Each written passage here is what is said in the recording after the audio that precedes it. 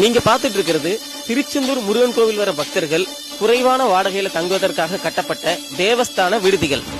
நீங்க நிலாவுக்கே போனா கூட உங்களுக்கு தங்குறதுக்கு ஒரு ரூம் கிடைச்சிரும். ஆனா திருச்செந்தூர் முருகன் கோவில் தேவஸ்தான விடுதிகள்ல சாதாரண மக்களுக்கு ரூம் அவ்வளவு சீக்கிரம் கிடைக்கவே கிடைக்காது. எப்படி கிடைக்கும்?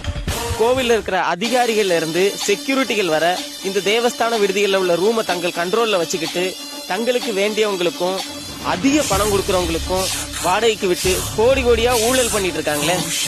ஒரே ரூம ஒரு நாளைக்கு பல பக்தர்களுக்கு வாடகைக்கு விட்டு எக்கச்சக்கமான கமிஷன் பார்த்துட்டு இருக்காங்க.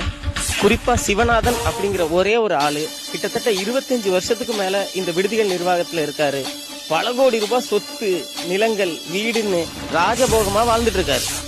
சிவநாதன் மட்டும் இல்ல, திருச்செந்தூர் கோவில வேலை பார்த்த செக்யூரிட்டி கூட திருச்செந்தூருக்கு அவுட்டர்ல 1 கோடி ரூபாய்க்கு வீடு, பல லட்சம் ரூபாய்க்கு பைக்குன்னு சொல்லிட்டு சும்மா சுகபோகமா வாழ்ந்துட்டு இருக்காங்க. இப்போ இந்த தேவஸ்தான விடுதிகள் முழுக்க முழுக்க அரசியல்வாதிகளோட கண்ட்ரோலுக்கு போயிடுச்சு. அவங்க சொல்ற ஆளுங்களுக்கு மட்டும்தான் ரூமும் கொடுக்கறாங்க. ஆன்லைன்ல நம்ம மக்கள் ரூம் புக் பண்ணவும் முடியாது. இதை தங்களுக்கு சாதகமா மாத்திக்கிட்ட திருச்செந்தூர் தனியார் லாட்ஜ் உரிமையாளர்கள் திருச்செந்தூர்ல உள்ள ஒவ்வொரு வீட்டையும் லாட்ஜா மாத்திட்டு இருக்காங்க. மக்கள் கிட்ட ஏகப்பட்ட கொள்ளை அடிச்சிட்டு இருக்காங்க.